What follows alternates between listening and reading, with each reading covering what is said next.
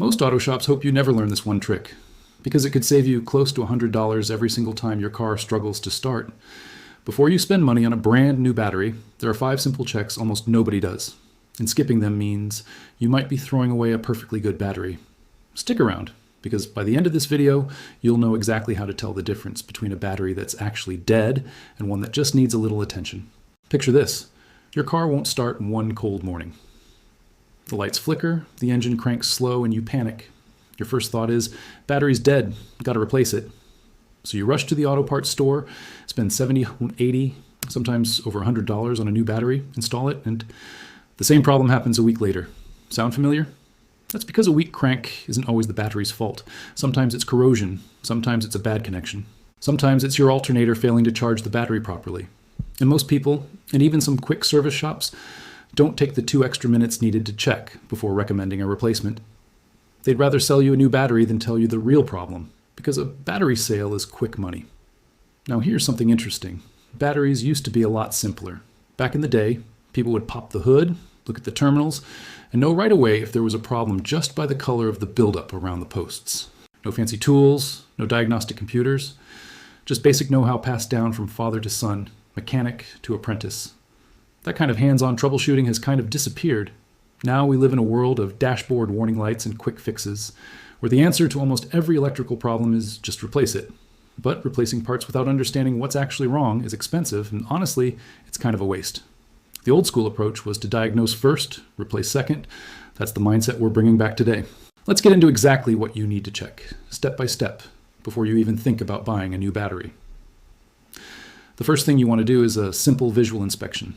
Pop the hood and look closely at the battery terminals, the 2 posts where the cables connect. You're looking for a white, green, or bluish, crusty buildup. That's corrosion, and it happens when battery gases react with moisture and metal. Here's the key part most people miss. Corrosion doesn't mean the battery is bad, it just means the electrical connection is weak. A battery can be perfectly healthy, but if corrosion is blocking the flow of power, your car will act exactly like the battery is dying. Before you write it off, clean those terminals. You'll need a wire brush, about $5, some baking soda, maybe 50 cents worth, and a little water to make a paste. Disconnect the negative cable first, always negative first for safety, then the positive. Scrub the terminals and the cable clamps until they're shiny. Reconnect positive first this time, then negative. This alone fixes a huge percentage of dead battery complaints. Next, check the connections themselves.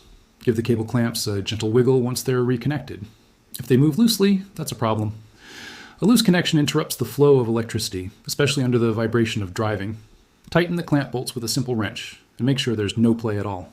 Now, step 3, and this is where a lot of people give up too early because they don't have fancy equipment. You don't need a scan tool for this. All you need is a basic multimeter, which you can get for around $10 to $15. Set it to DC volts, 20 volt range. Touch the red probe to the positive terminal and the black probe to the negative terminal, engine off. A fully charged battery should read around 12.6 volts. If you're seeing something like 12.2 or lower, the battery is discharged, but discharge doesn't always mean dead. It might just need a proper charge.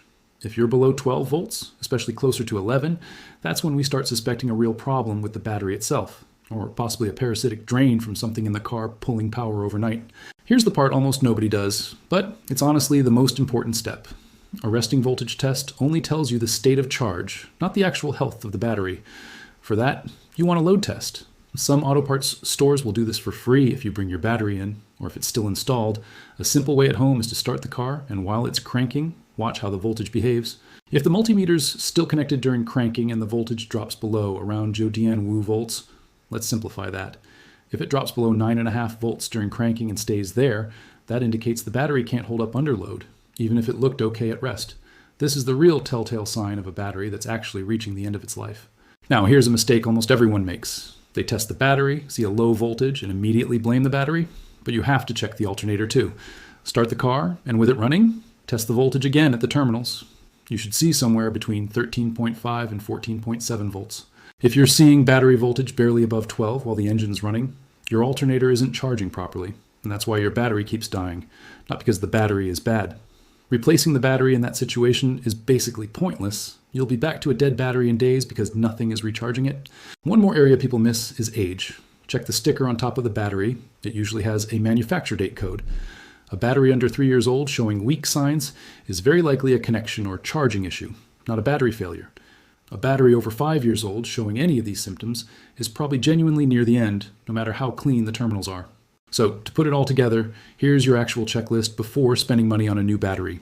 Clean the terminals and check for corrosion. Tighten every connection. Test resting voltage. Test voltage under cranking load. Test voltage with the engine running to check the alternator.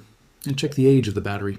If you go through all of that and the battery still fails the load test, especially if it's older than 3 years, that's when replacement actually makes sense. But doing this simple routine first can genuinely save you from an unnecessary purchase in a huge number of cases. People who've gone through this checklist before buying a new battery often find the dead battery was actually fine all along, just needing cleaned terminals and a proper charge. Compared to just replacing blindly, this method costs you basically nothing, maybe $15 for a multimeter you'll use for years, versus $70 to over $100 for a battery you might not have even needed. Mechanics who are honest with their customers will tell you the same thing: check before you replace, because a huge number of no-start complaints come down to corrosion or a failing alternator, not a dead battery at all. Now, for a bonus tip that a lot of people don't know. If your battery terminals corrode quickly and repeatedly, even after cleaning, try putting a small amount of petroleum jelly or dielectric grease on the terminals after you reconnect them. It creates a barrier against moisture and slows down future corrosion buildup significantly. It costs almost nothing and takes 10 seconds, but it can save you from doing this whole cleaning process every few months. If this video helped you save some money and avoid an unnecessary trip to the auto parts store, do me a favor and hit that subscribe button, drop a like, and let me know in the comments if this trick worked for your car. I love hearing your stories. Next time, we're going to talk about a simple trick that can diagnose a failing alternator in under 2 minutes without any expensive tools. Until then, remember, don't replace it until you've tested it. See you in the next one.